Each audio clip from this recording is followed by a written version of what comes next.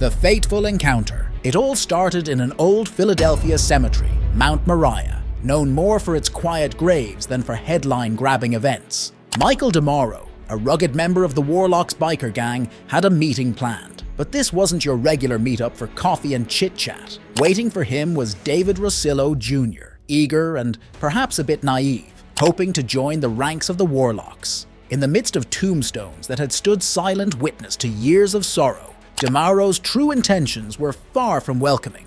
The air was heavy, not just with the weight of history, but with a looming sense of dread. Rosillo, 33 and full of life, had no idea that this eerie place amidst the resting would mark the end of his journey. The two men walked among the graves, perhaps discussing the future, or maybe just the weather. The scene was almost peaceful, if you ignored the foreboding aura surrounding them. But peace was far from what was about to unfold. In a sudden, shocking turn of events, DeMauro drew a gun. The sound of gunfire shattered the cemetery's silence. Rosillo fell, a victim of a betrayal he never saw coming. This quiet corner of Philadelphia had just become the backdrop for a chilling crime, a place where a young man's dreams met a tragic end. 2.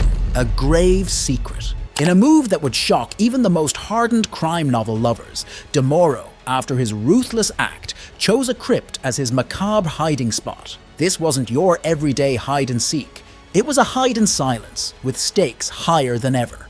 The once serene Mount Moriah Cemetery transformed into a scene straight out of a horror movie.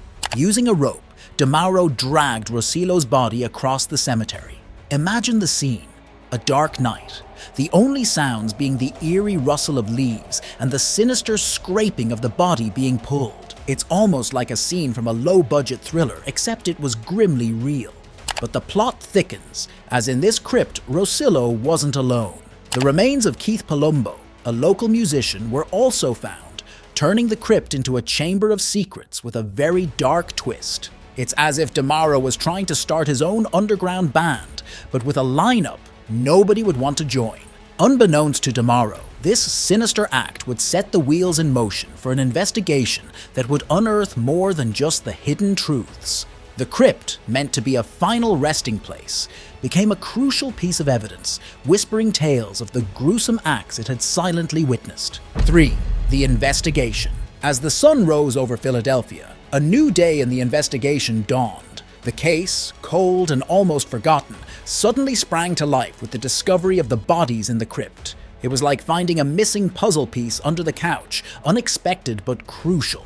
The Philadelphia police, under Detective Joe Bamberski's lead, were back in action, dusting off old files and chasing new leads. The twist came when two witnesses, perhaps burdened by their conscience or just unable to keep such a heavy secret, pointed the finger at DeMauro. Their testimonies were like turning on a flashlight in a dark room, suddenly making everything clearer.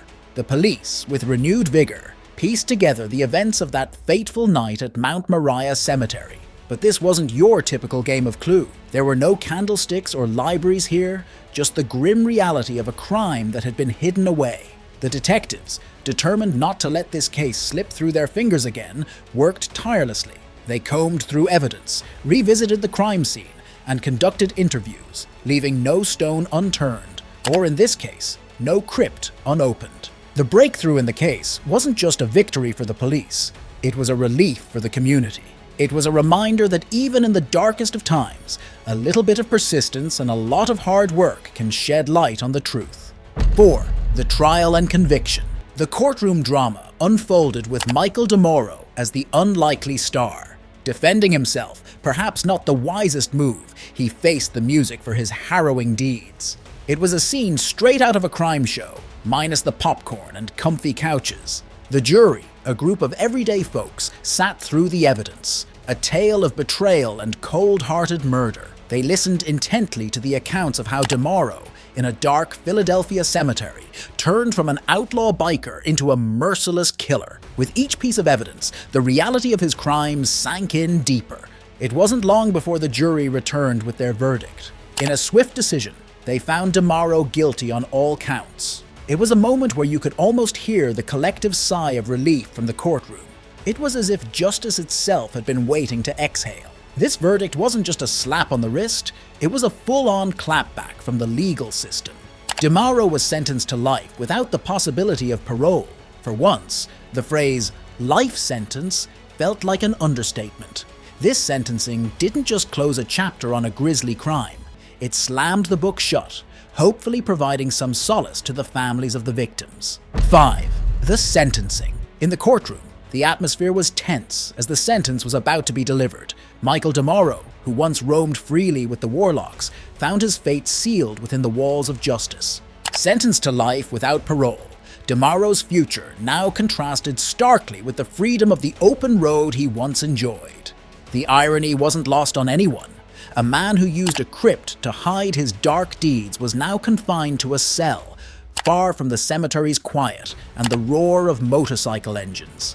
It was as if life was giving a stern nod to the old saying, "What goes around comes around." As the judge declared the sentence, there was a sense of finality, not just for DeMauro, but for the families of David Rosillo Jr. and Keith Palumbo.